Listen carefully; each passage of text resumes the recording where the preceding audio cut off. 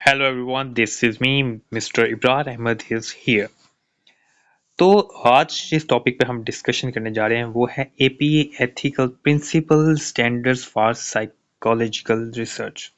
तो देखिए, जब भी हम साइकोलॉजी में कोई भी रिसर्च कंडक्ट करते हैं तो उस रिसर्च को कंडक्ट करने के लिए बाकी फील्ड्स की तरह इसके कुछ एथिक्स होते हैं, कुछ प्रिंसिपल्स होते हैं जिनके ऊपर रिसर्च की जाती है। देखिए, किसी भी लेवल के ऊपर जब आप या तो कोई थीसिस लिखना हो या आर्टिकल लिखना हो, उसके लिए ज़रूरी है कि आप एक ऑथेंटिक रिसर्च करें और उस रिसर्च को एपीए के मेथड के अकॉर्डिंग ही करें। अगर सबको वैसे तो पता होगा, लेकिन एक बार फिर से रिपीट कर दूं कि अमेरिकन साइकोलॉजिकल एसोसिएशन एपीए ने कुछ प्रिंसिपल्स जो थे वो बनाए हैं ताकि कोई भी पर्सन साइकोलॉजी में उन प्रिंसिपल्स को फॉलो करते हुए, उन एथिक्स को फॉलो करते हुए एक प्रॉपर रिसर्च कंडक्ट कर सके। तो देखिए, इन एथिकल स्टैंडर्ड्स को बनाने का मकसद ये था कि इससे पहले जब साइकोलॉजी में रिसर्चेस की जाती थी तो उनमें ह्यूमन डिग्निटी का ज़्यादा ख्याल नहीं रखा जाता था और उनमें कई प्रॉब्लम्स आ जाते थे। कई बार जो थे वो अक्सर इस पे आवाज़ उठाई गई कि इन एथिक्स का, इन स्टैंडर्ड्स का, इन प्रिंसिपल्स का बनना बहुत ज़रूरी है। सो अमेरिकन साइकोलॉजिकल एसोसिएशन ने इस चीज़ के ऊपर कुछ एथिक्स बनाए।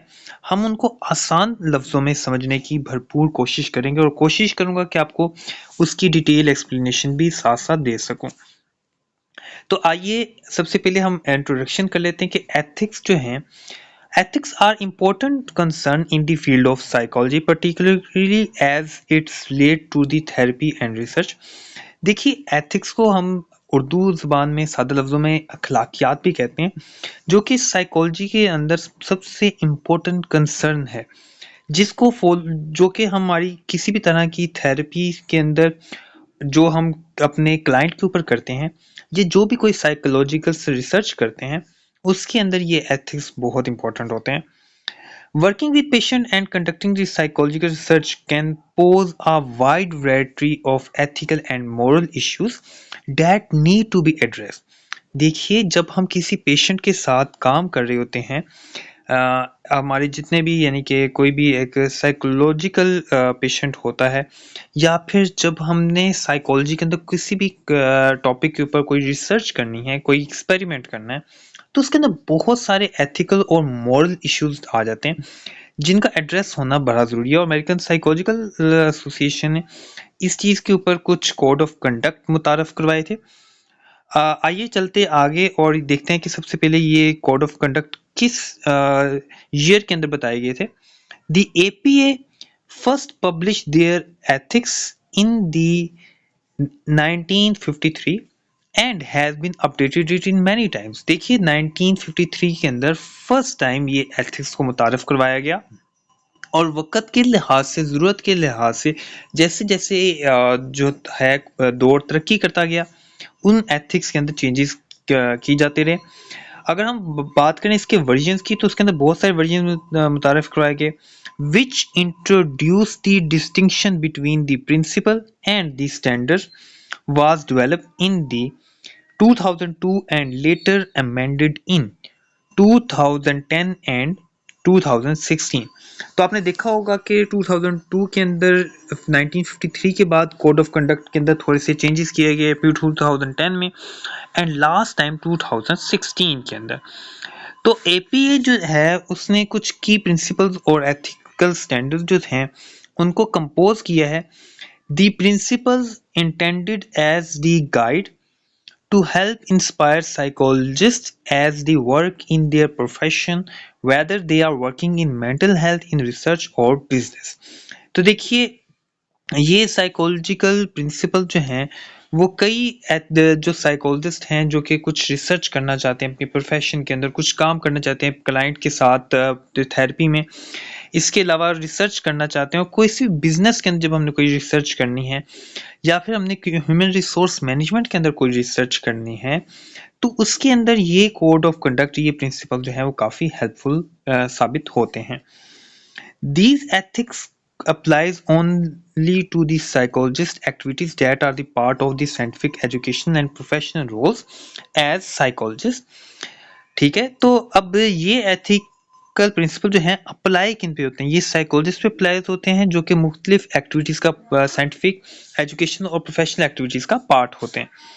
अगर हम इसके बात करें कि कौन कौन से एरियाज को कवर किया जाता है, तो बात करें areas covered include but not only limit to the clinical and counselling and school practice of psychology research, teaching, supervision of training, public service, public policy development, social intervention, development of assessment instrument, conducting assessment, educational counseling, organizational consulting, forensic activities, program design and evaluation and administration.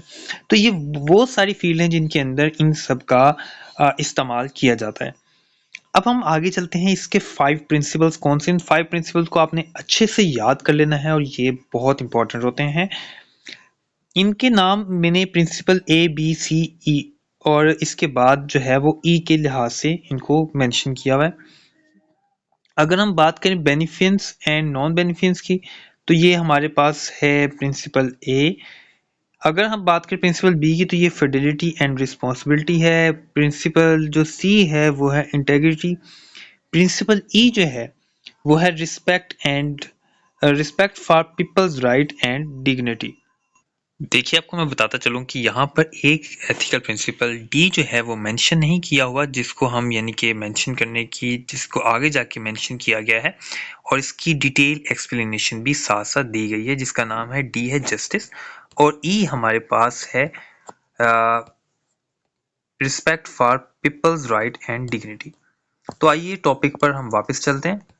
पहला हम principal को समझने की कोशिश करते हैं, वो है benefits and non male benefits, फायदेमंद और गैर फायदेमंद।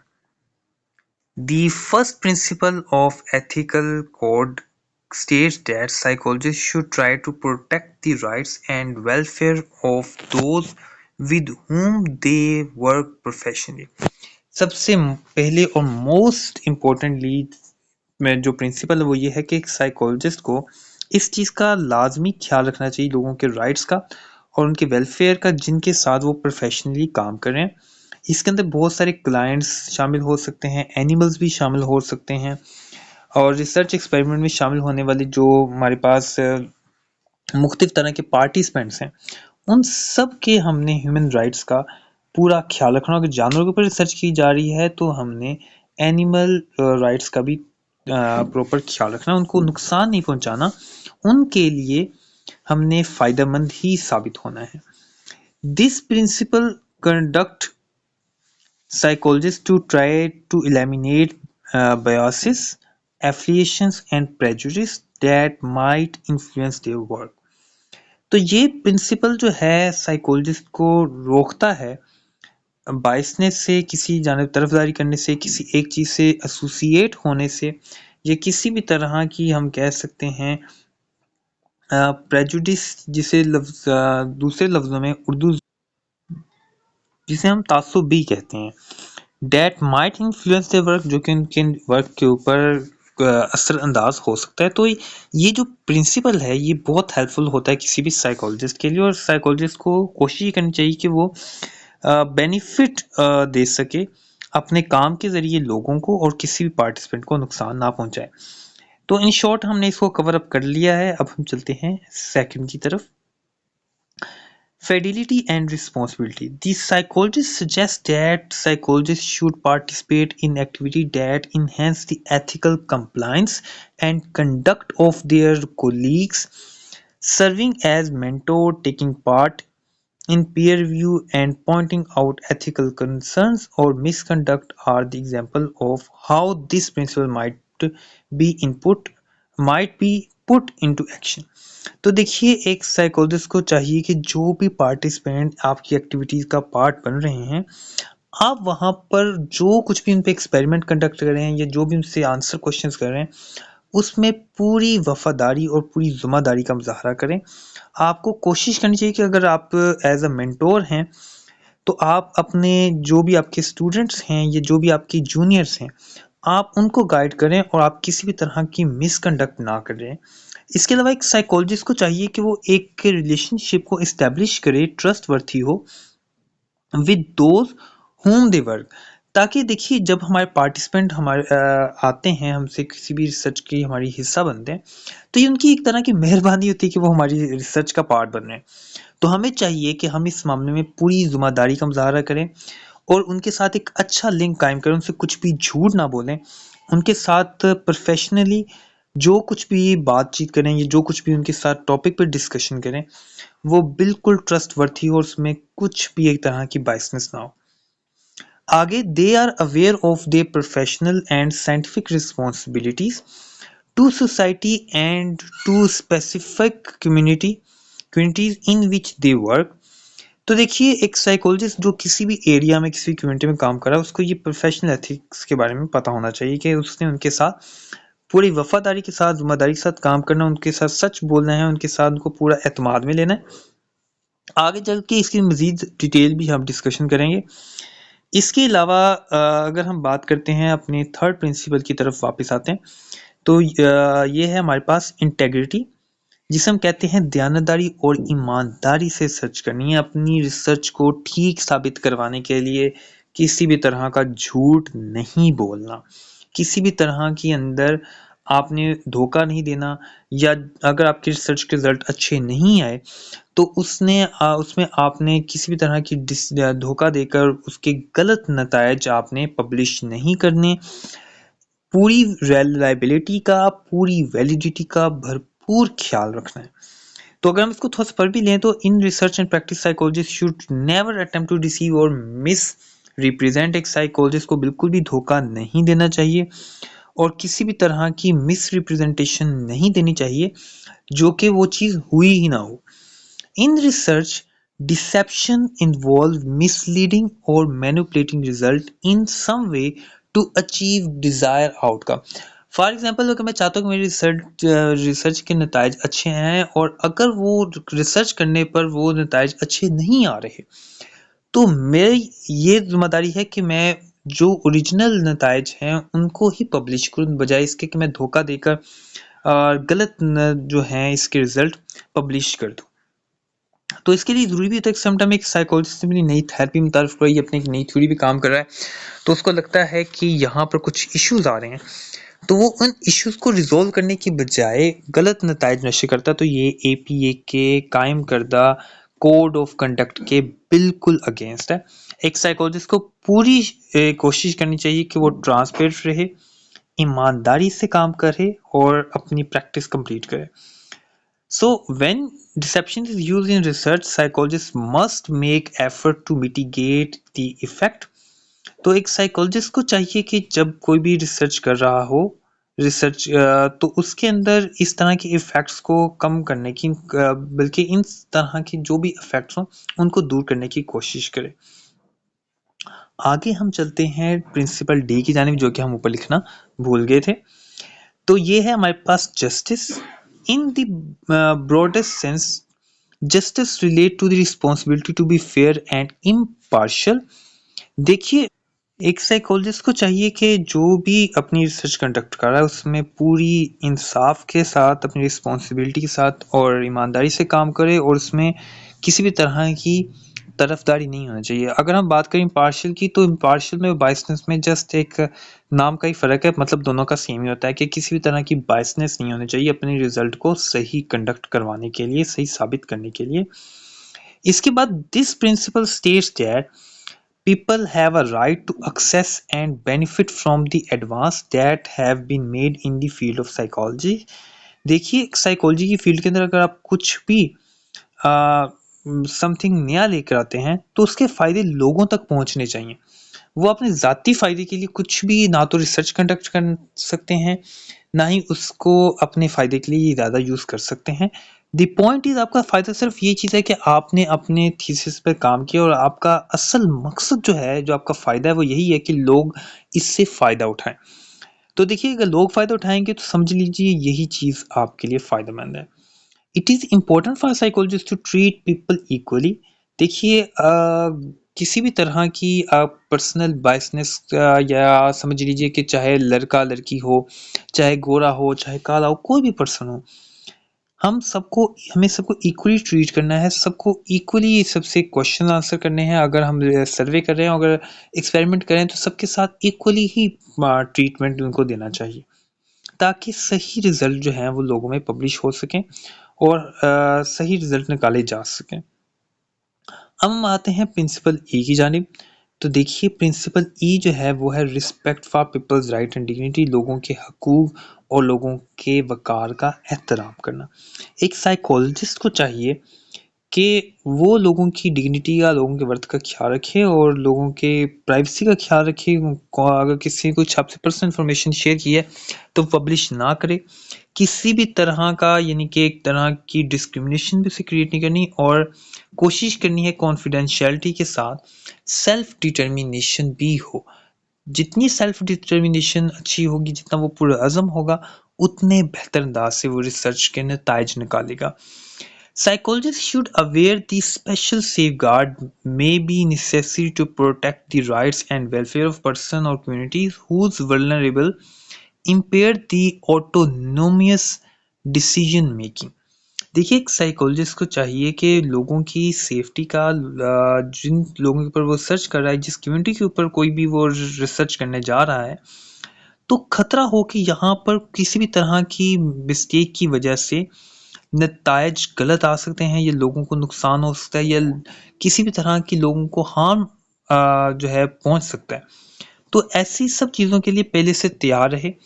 ऐसे एक्सपेरिमेंट्स को अवॉइड करें जिससे जो है वो लोगों को नुकसान पहुंचे, और ऐसे डिसीजन लेने से भी गुरेज करे जिससे लोगों के लिए खतरात बढ़ सकते हैं। फर्ज करें किसी की पर्सनल इंफॉर्मेशन पब्लिक हो सकती हो, इस तरह के खतरात का जायज़ा लेना चाहिए। इसके साथ साथ किसी को फिजिकली या इमोशनली हार्मनेस ना हो, किसी को टॉर्चर का सामना ना करना पड़े इमोशनली।